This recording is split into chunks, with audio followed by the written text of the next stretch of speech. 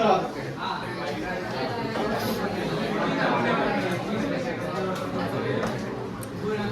और इसमें आप लोग जो नोट्स बनाए होंगे उसमें मार्किंग कर लीजिएगा, क्योंकि ये मार्किंग जो आप करेंगे वो कल फायदा कर जाएगा।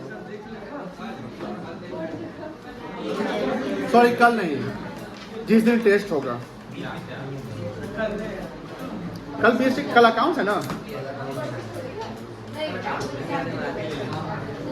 चलो ये बताओ, मैनेजमेंट,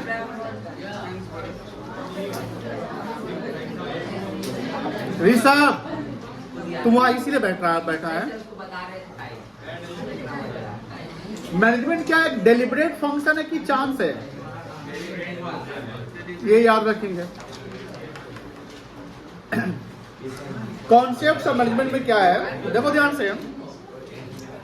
अगर मैं पूछूं, जैसे इस चैप्टर में ना 3 का फेरा बहुत है। 3 मतलब बहुत सारी चीज ऐसे जो 3 होंगे, नहीं 3 तिगारा यहाँ काम बनाया। जैसे वो 3 चीज क्या है? पहला देखो, कॉन्सेप्ट्स ऑफ मैनेजमेंट पूछा जाए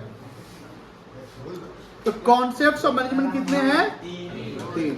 बता सकते हो 3 क्या क्या है? क्या क्या है? नहीं जानते हैं ना? वेरी गुड, क्या जानोगे तुम लोग? मैं आपको कुछ कीवर्ड बता देता हूं, क्योंकि कीवर्ड आपका याद होना चाहिए।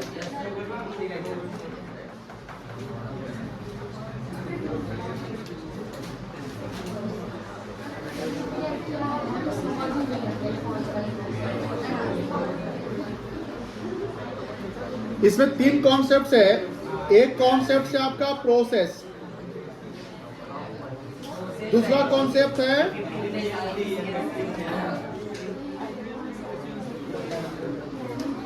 और तीसरा क्या है?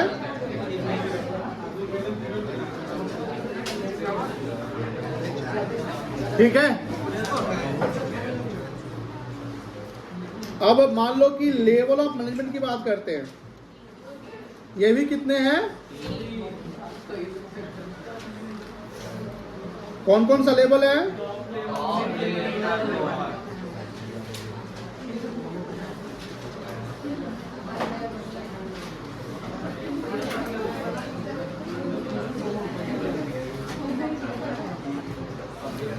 ऑब्जेक्टिव्स ऑफ, बातें नहीं करेंगे,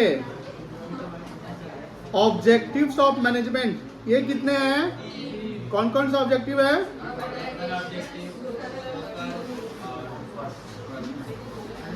ऑर्गेनाइजेशनल, जिसको आप इकोनॉमिकल भी कहते हैं। दूसरा क्या है? और तीसरा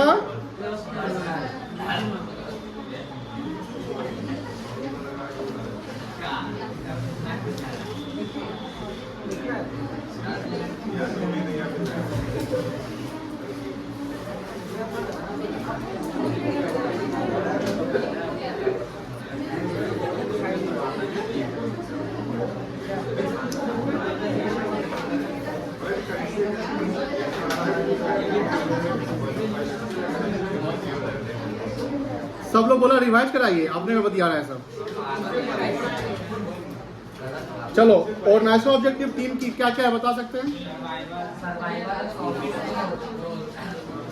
सर्वाइवल, देखो मिक्स मत कर देना, इधर का उधर में मत डाल देना,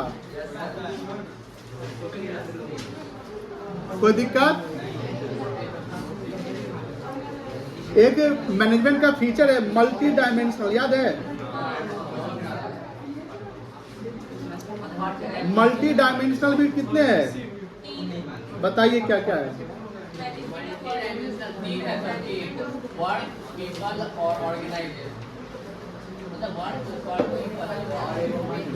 ऑपरेशनल,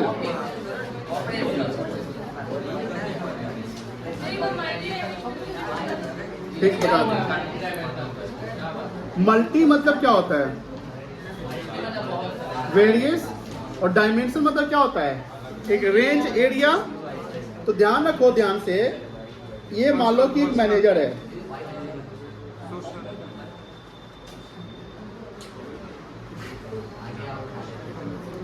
किसी भी डिपार्टमेंट का, मान लो ये फैक्ट्री मैनेजर है, डिपार्ट कोई प्रोडक्शन या कोई भी, तो इसके जो मैनेजमेंट होंगे वो मल्टी डायमेंशनल होंगे, मतलब कि डिफरेंट डिफरेंट एरिया में उनके मैनेजमेंट होंगे। या अगर ऑर्गेनाइजेशन का जब मैनेजमेंट करते हैं, जैसे हमारे रिसोर्स, याद हो रिसोर्स कितने होते हैं? 3 होते हैं ना। रिसोर्स 3 क्या क्या है? फिजिकल रिसोर्स है, एक आपका फाइनेंशियल रिसोर्स है, और एक आपका ह्यूमन रिसोर्स है। तो अब मान लो कि जिसे यहाँ वर्क की बात करते हैं, तो वर्क जो काम हमारा चल रहा हो, जो भी काम, कोई भी हमारे स्टाफ या कोई भी पर्सन काम करे, अकाउंटिंग का वर्क हो रहा है, फाइनेंस का, बैंकिंग का, कोई भी, क्या वहाँ मैनेजमेंट करेंगे कि नहीं करेंगे? फिर जो हमारे पीपुल है, जैसे स्टाफिंग जानते होंगे आप, स्टाफिंग का एक लाइन का मतलब है कि recruitment of right person at the right time. तो अगर आप स्टाफिंग प्रॉपर नहीं करते तो फिर मैनेजमेंट नहीं हो पाएगा। तो मैनेजमेंट सिर्फ काम का अगर आप कर रहे हैं लेकिन अपने पर्सन का नहीं कर रहे हैं तो फिर नहीं हो पाएगा। तो पीपुल का, जो हमारे एम्प्लॉयज है, उनका मैनेजमेंट करना पड़ेगा। And operational activity generally factory में, यानी जो ग्राउंड लेवल पे होता है, जैसे आप आगे के सॉरी इसी प्रिंसिपल ऑफ मैनेजमेंट पढ़ना है, तो प्रिंसिपल मैनेजमेंट में एक साइंटिफिक मैनेजमेंट पढ़ना है, ठीक है ना, जो टेलर ने एक्सप्लेन किया। उस साइंटिफिक मैनेजमेंट में एक फंक्शनल फोरमैनशिप एक टूल टेक्निक होता है। फंक्शनल फोरमैनशिप जो है, मतलब कि फंक्शन के बेसिस पर हम डिपार्टमेंट, यानी फैक्ट्री में भी बहुत सारे वर्कर्स होते हैं, तो उस वर्कर का भी एक ग्रुप बना जाता है। तो फंक्शनल फोरमैनशिप को 2 भाग में बांटा जाता है, एक एग्जीक्यूशन, एक मतलब एक प्लानिंग मतलब हमने प्लान बना लिया, फिर एक बनता है एग्जीक्यूशन, जो उस प्लान को इम्प्लीमेंट करते हैं। तो प्लानिंग में भी कुछ एक्सपर्टीज होता है, और एग्जीक्यूशन जो प्रोडक्शन वाला होता है उसमें भी एक्सपर्टीज होता है। हम हर फील्ड में जो ग्रुप होता है उसमें एक सुपीरियर रख देते हैं, इसको हम सीनियर सुपीरियर कहते हैं, जो अपने ग्रुप को संभालेगा। बट जैसे आप फैक्ट्री में, जैसे देखो प्रोडक्शन होता है, तो वहां कुछ मतलब कह सकते हैं कि इंस्पेक्शन होता होगा प्रोडक्ट बनने का। इंस्पेक्शन समझते हैं ना? काम अगर खराब या प्रोडक्ट खराब हो गया तो उसका रिपेयर मेंटेनेंस होगा। किसी का काम होगा, टूल्स जो होते हैं, इक्विपमेंट्स होते हैं, उसको अरेंज करना, इसको गैंग कहते हैं। तो यहाँ पर क्या बोल रहे हैं कि जो ऑपरेशनल होता है वर्क, यानी जो फैक्ट्री में होता है, उसका भी हमको प्रॉपर मैनेजमेंट करना होता है। दैट्स व्हाई मैनेजमेंट का फीचर क्या है कि मैनेजमेंट मल्टी डायमेंशन में वर्क करता है, मल्टी डायमेंशनल होता है, डिफरेंट मतलब कि जहां भी जरूरत है हमको मैनेजमेंट करने पड़ेंगे, उसको बोलते हैं मल्टी डायमेंशन। ठीक है, पूछिए। Basic, pervasive, very good. Pervasive में ऑर्गेनाइजेशन टू ऑर्गेनाइजेशन, वहां सब non profit organisation, profit making organisation, सब कुछ आता है। मल्टी डायमेंशन में एक ऑर्गेनाइजेशन अपने काम के प्रति करता है कि जो हमारा काम है, यानी हमारा जो ऑर्गेनाइजेशन है उसमें जो डायमेंशन हमारे बने हुए उसमें काम करना है। और परवेसिव हुआ कि सब जगह, यूनिवर्सल, मतलब परवेसिव का मतलब हो गया यूनिवर्सल। क्या हो गया? यूनिवर्सल। जानते होंगे कि जो चीज हमको अप्लाई करने, ये प्रिंसिपल है, मतलब कि ये ट्रूथ है कि हमको ये अप्लाई करने, तो वो हम परवेसिव कहेंगे। ठीक है ना, वानी प्रॉफिट नॉन प्रॉफिट सब जाएगा। ठीक है, चलिए अब यहां पर, हाँ ये समझ गए। हाँ एक और चीज बताया, जैसे रिसोर्स, कितने रिसोर्स हैं, क्या क्या रिसोर्सेस हैं बताया अभी ना? फिजिकल,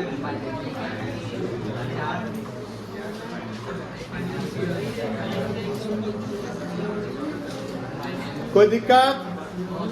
समझ गए? ये सब समझ गए? सब कुछ याद हो गया? अब आगे आओ, यहां देखो, एक एक चीज ध्यान से रखना। Meaning, management is the process, management is the, पता है कितने प्रोसेस है? 7 नहीं है, 5 प्रोसेस है। कितने प्रोसेस है? इस प्रोसेस का दूसरा नाम है फंक्शंस ऑफ मैनेजमेंट। क्या नाम है बेटा? कितने फंक्शंस? उसका एक हायरार्की है, सीक्वेंस। बताइए क्या क्या फंक्शन? ये सारे चैप्टर डिटेल्स में पढ़ने हमको आगे, ठीक है ना। तो यहाँ बोलता है कि अच्छा, इस 5 फंक्शन में अगर एक फंक्शन काम ना करे, मैनेजमेंट का गोल अचीव होगा? नहीं होगा।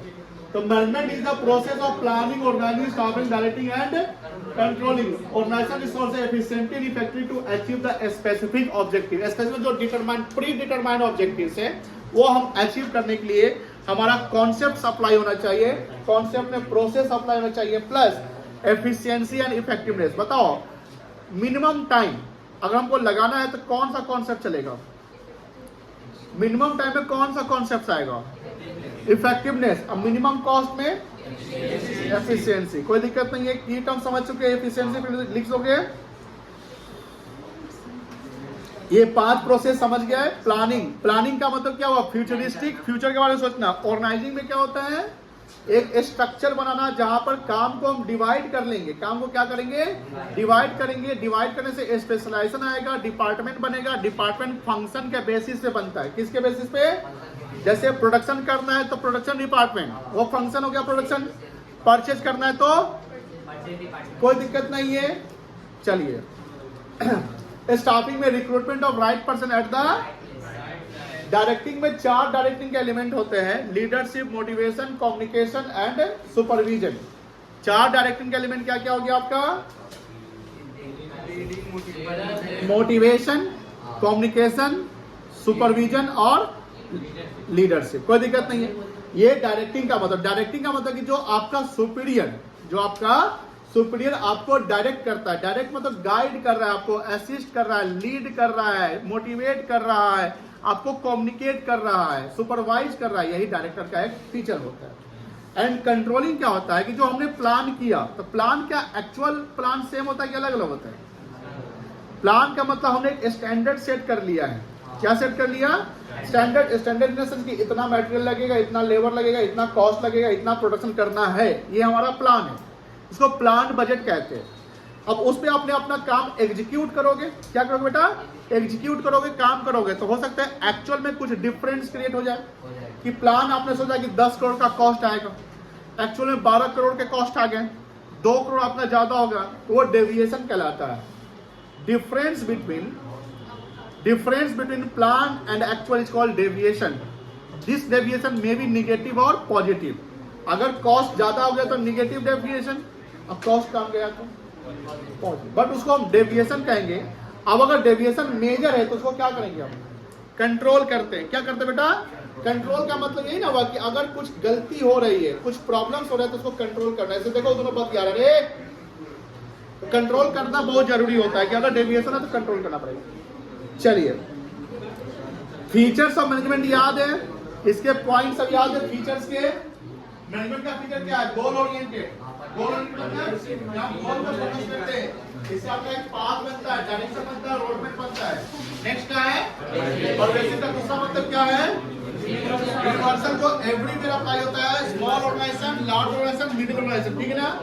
चलिए नॉन प्रॉफिट ऑर्गेनाइजेशन या प्रॉफिट ऑर्गेनाइजेशन, मल्टी डायमेंशनल कितने हैं? कौन कौन सा था?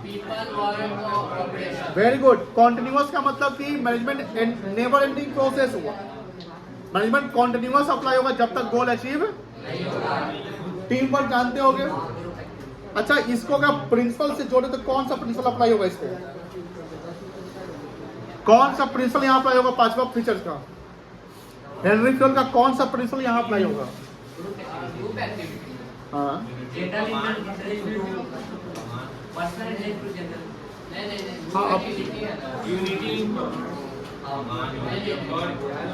Subordination of individual interest to general interest. आप भी सही बोल रहे थे। Subordination of individual interest to, यही तो ग्रुप वर्क हो गया ना, टीम वर्क। डायनेमिक मतलब क्या होता है? तो हमको डायनेमिक होना पड़ेगा। चलिए फीचर्स याद है ना, कीवर्ड्स बोला हाँ या ना? ये देखो स्क्रीन पर, ये याद हो गया होगा। सोशल ऑब्जेक्टिव में क्या क्या हो सकता है?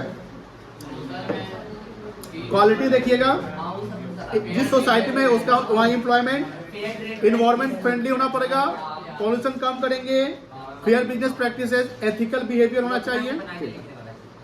बट जो सही अब अपना से बना के लिख देना, तो ये मत सोशल का पर्सनल में, पर्सनल का सोशल में मत डाल देना।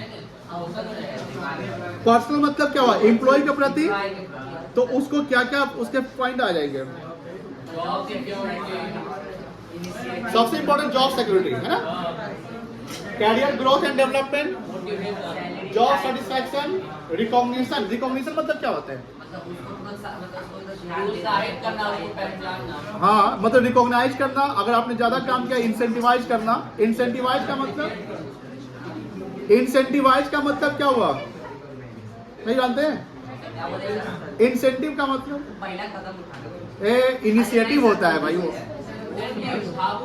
आप सही बोले। इंसेंटिव का मतलब होता है extra benefit for extra work.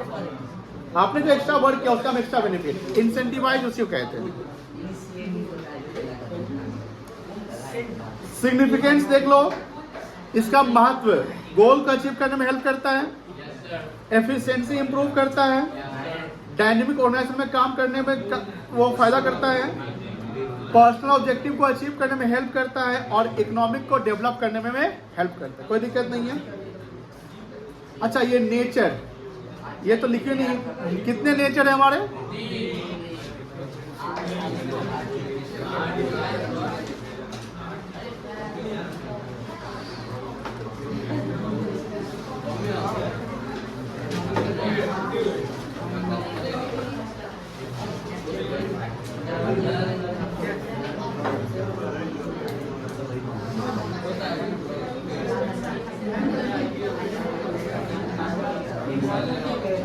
चलो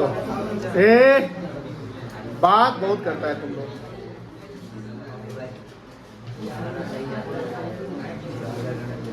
आर्ट में क्या है? Application of personal skills, application of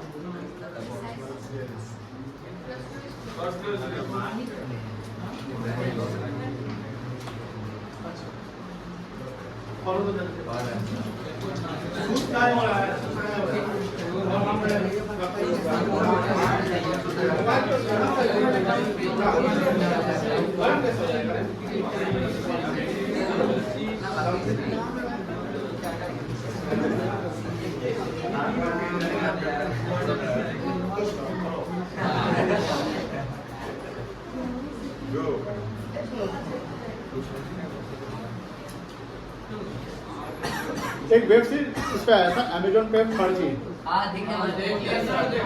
artist.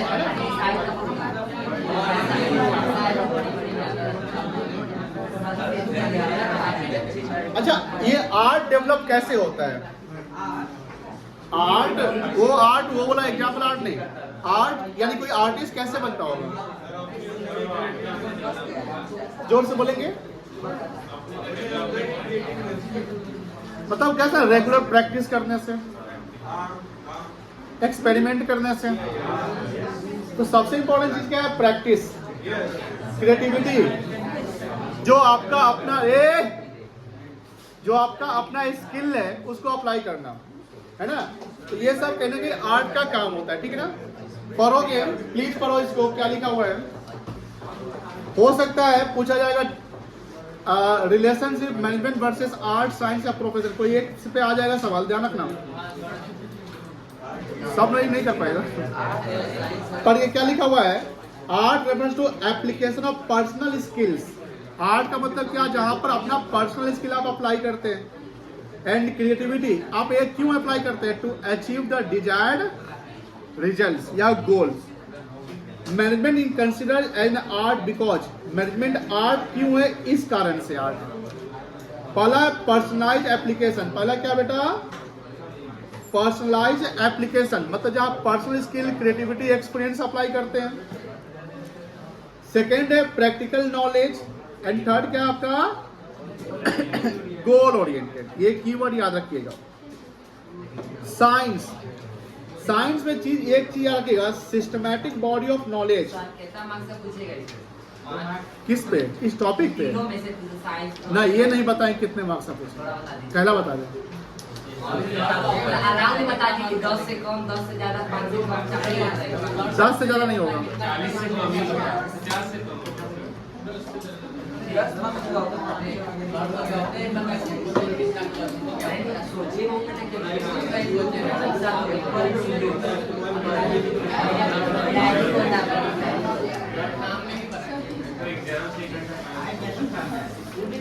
यहाँ देख लिया जाए। चलो यहाँ पर क्या क्या याद रखिएगा साइंस में? एक कॉज एंड इफेक्ट्स, ठीक है ना।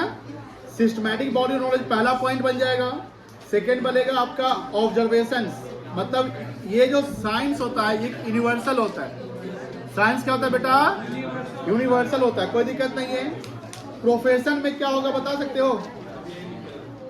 फॉर्मल ट्रेनिंग, एथिकल स्टैंडर्ड्स, कोई दिक्कत नहीं है। और स्पेशलाइज्ड नॉलेज, ये स्पेशलाइज्ड नॉलेज का मतलब बता सकते क्या होगा?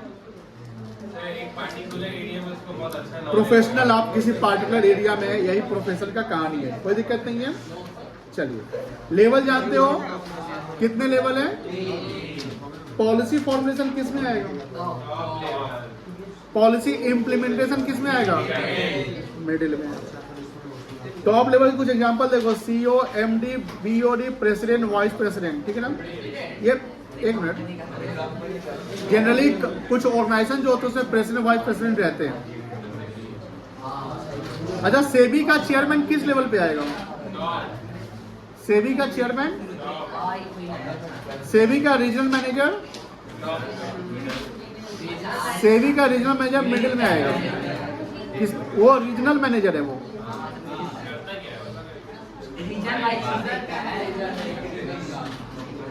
रीजनल मैनेजर का मतलब होता है कि आप रीजन वाइज बढ़ चुके हैं, एक रीजन आपका है, सारा रीजन आपका नहीं। चलो ये थोड़ा देख लो तो एक बार, टॉप लेवल का फंक्शन देखो जल्दी।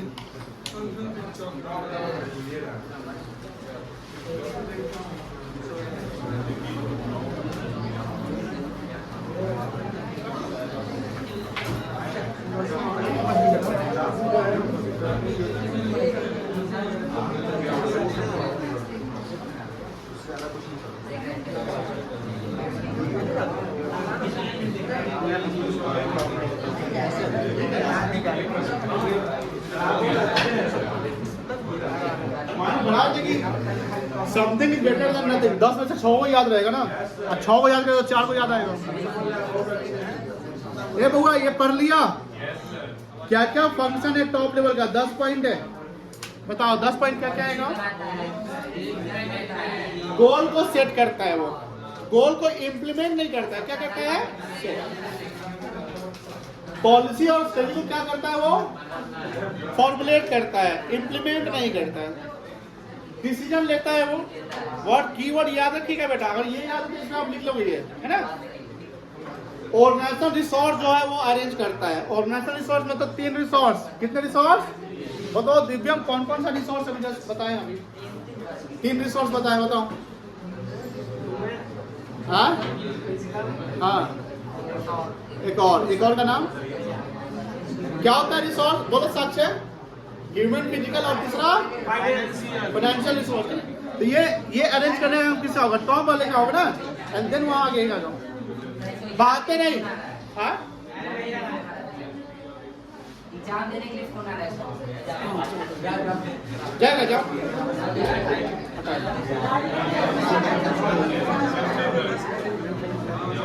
सौम्याम, ए सौम्याम, चलो पहला क्या था?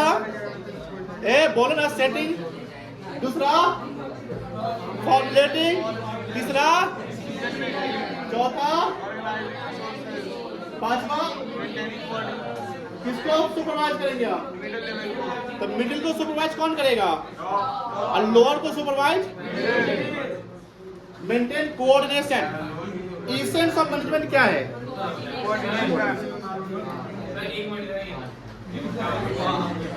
यार आते हैं 10 बजे के बाद। यहाँ देखो, रिप्रेजेंटिंग द ऑर्गेनाइजेशन, ऑर्गेनाइजेशन को रिप्रेजेंट करना। अच्छा, सबसे अधिक अकाउंटेबिलिटी किसकी रहती है? रहेगी टॉप लेवल। उसके बाद है फ्रेमिंग द फाइनेंशियल पॉलिसी। ये फाइनेंशियल पॉलिसी फ्रेम करना ये क्या होता है बता सकते हैं?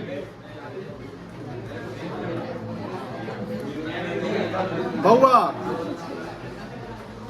अगर ये सब प्रैक्टिकल नहीं समझोगे तो दिक्कत होगा। बात समझो ध्यान से, केस स्टडी टाइप का सवाल आएगा। यहाँ जो 8वां पॉइंट है, 8वां पॉइंट पर क्या लिखा हुआ है?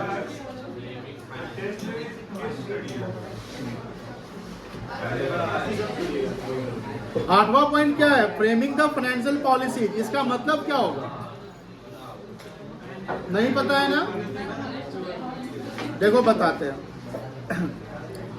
जब कोई कंपनी सेटअप होती है तो सबसे पहले उसको फंड चाहिए होते हैं। बीएसटी में आप एक चैप्टर पढ़े थे, sources and application of fund, sources of fund पढ़े थे, वो बता तो रहे ना। तो कंपनी को सेटअप करने के लिए सबसे पहले हमारा जो रिसोर्स 3 होता है उसमें सबसे पहला रिसोर्स क्या चाहिए?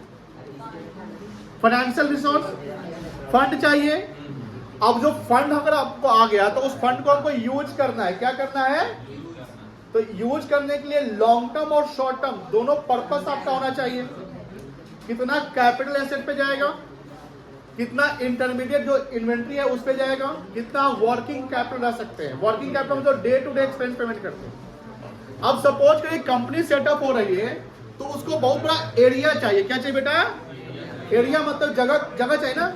उस जगह को आप करना क्या है? रेंट पर ले, लीज पर लेते कि परचेज कर ले, ये भी तो कुछ जानना पड़ेगा ना। अगर हम बाई करते हैं तो हमारा ज्यादा फंड उसमें चला जाएगा, और रेंट पे लेते हैं तो हमारा ज्यादा फंड नहीं, वर्किंग कैपिटल का फंड जाएगा। कोई दिक्कत नहीं है। यहाँ जो 8वां पॉइंट है, ये डिसीजन कौन लेता होगा? तो टॉप लेवल वाला, कि सर हमको बजट बनाना है फंड का, कि फंड का यूटिलाइजेशन कैसे करना है। डिविडेंड देना है तो डिविडेंड कैसे देना। अगर डिविडेंड हम शराब दे देंगे तो मेरा कैश क्या हो जाएगा? आउटफ्लो हो जाएगा ना। तो ये सब डिसीजन कौन लेता है? Top level. फंड कहां से कलेक्ट करना है? जो उसको, जैसे आप सुनते हो एंजल इन्वेस्टर, एंजल इन्वेस्टर क्या होता है? क्या होता है एंजल इन्वेस्टर?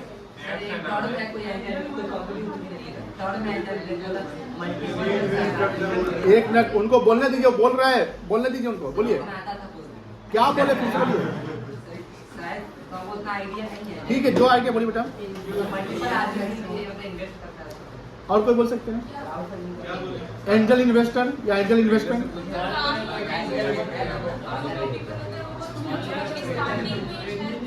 देखिए, एंजल इन्वेस्टमेंट का मतलब हुआ, या एंजल इन्वेस्टर का मतलब हुआ कि कोई कंपनी, ग्रोइंग कंपनी यानी स्टार्टअप किया, आपको लग रहा है कि ये कंपनी बहुत फ्लोरिश करेगी, और शुरुआत में ही आपने 10% 20% इन्वेस्टमेंट कर दिया। जैसे शार्क टैंक जो जज सब होते हैं, वो तो कंपनी सब ग्रोइंग रहती है, जब शुरुआत होता है तो उसको फंड चाहिए। तो फंड आप एक बार भी लगाते हैं, जब कंपनी ग्रो करेगा तो शुरुआत के ही फंड आपके आगे तक गए। जैसे पेटीएम में शुरुआत में कोई पैसा लगाया या जोमेटो में लगाया शुरुआत में, तो वो सब क्या कराएंगे? एंजल इन्वेस्टर, जो अभी तक उसके फायदे कमा रहे हैं। समझ गए? हाँ। मिडिल लेवल, मिडिल का 10 पॉइंट पढ़ लो। मिडिल का 10 पॉइंट जल्दी जल्दी देखो, कीवर्ड पॉइंट याद रखिएगा, पॉइंट पढ़िए और घर पे ना तैयारी रिव्यू करिएगा,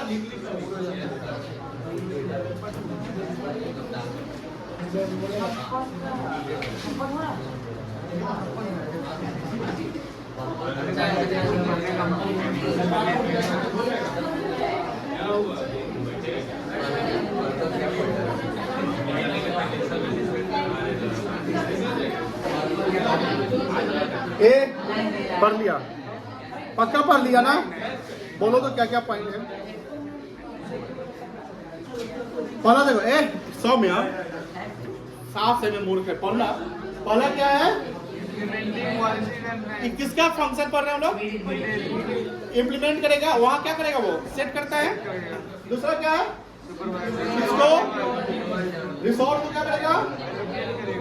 डिपार्टमेंट के बीच में कोऑर्डिनेशन बनाएगा, और क्या करेगा? कम्युनिकेशन मेंटेन करेगा, एम्प्लॉय को डायरेक्ट करेगा, मोटिवेट करेगा, गाइड करेगा, सुपरवाइज करेगा, लीड करेगा, डिसिप्लिन और वर्क एफिशिएंसी को इंश्योर करेगा कि प्रॉपर डिसिप्लिन में काम हो रहा है कि नहीं हो रहा है।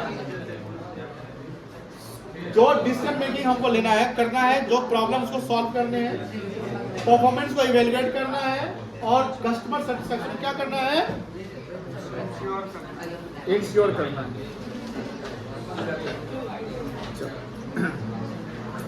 लोअर वाला खुद से पढ़ लेना, पढ़ लोगे? अभी बैठो, आपको तो जाने नहीं देंगे। आज हम किताब लेकर आए हैं कि नहीं आए हैं? ये कोऑर्डिनेशन भी पढ़ के आइएगा। एक बार पढ़ लो कोऑर्डिनेशन, स्किल पढ़। हाँ पढ़ना, अभी पढ़, अभी 10 नहीं बजा, 2 बचा। इस ऊपर हो गया सर। यही मेन है, यही पूछा जाएगा। और एक चीज आना कि बोर्ड में इससे सवाल डेफिनेटली आते हैं, ये हम नहीं बताएंगे बट आते हैं, वो डिपेंड करता है, बट इस टॉपिक से आता है। बैठ बैठ बैठ बैठ।